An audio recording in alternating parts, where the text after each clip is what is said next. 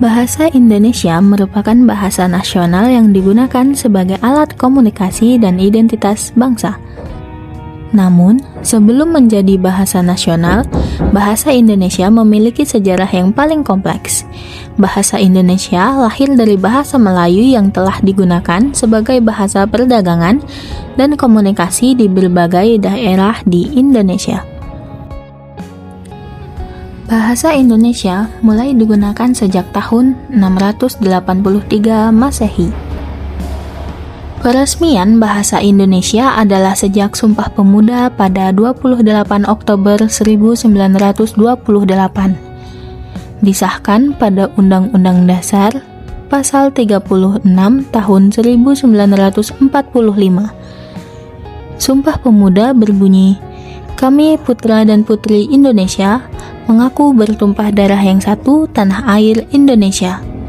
Kami putra dan putri Indonesia mengaku berbangsa yang satu bangsa Indonesia. Kami putra-putri Indonesia menjunjung bahasa persatuan bahasa Indonesia." Mengapa bahasa Melayu diangkat menjadi bahasa Indonesia? 1. Diterima oleh semua suku. Bahasa Melayu sudah digunakan sebagai bahasa perdagangan dan komunikasi di berbagai daerah di Indonesia, sehingga diterima oleh semua suku. Hal ini memungkinkan bahasa Indonesia menjadi bahasa nasional yang dapat dipahami dan digunakan oleh seluruh rakyat Indonesia. Yang kedua ada lingua franca atau perdagangan. Hal ini memungkinkan bahasa Indonesia menjadi bahasa yang digunakan dalam kegiatan ekonomi dan perdagangan. 3. Ada sistem bahasa sederhana. Bahasa Melayu memiliki sistem bahasa yang sederhana dan mudah dipahami. 4. Tidak ada diskriminasi antar suku. Bahasa Melayu tidak memiliki konotasi diskriminatif terhadap suku tertentu. 5. Ada fungsi bahasa nasional. Bahasa Indonesia diharapkan dapat menjadi lambang kebanggaan kebangsaan, identitas nasional, dan alat penghubung masyarakat berbagai suku dan daerah. Fungsi bahasa Indonesia sebagai bahasa negara.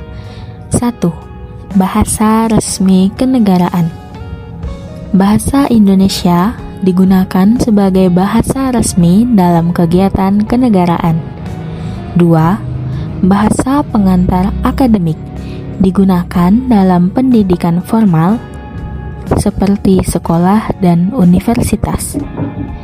3. Alat pengembangan kebudayaan dan iptek, digunakan seperti dalam penelitian, pengembangan teknologi, dan kegiatan budaya lainnya. 4. Alat penghubung nasional. Fungsi bahasa Indonesia sebagai lambang negara, identitas nasional, alat penghubung antar bangsa.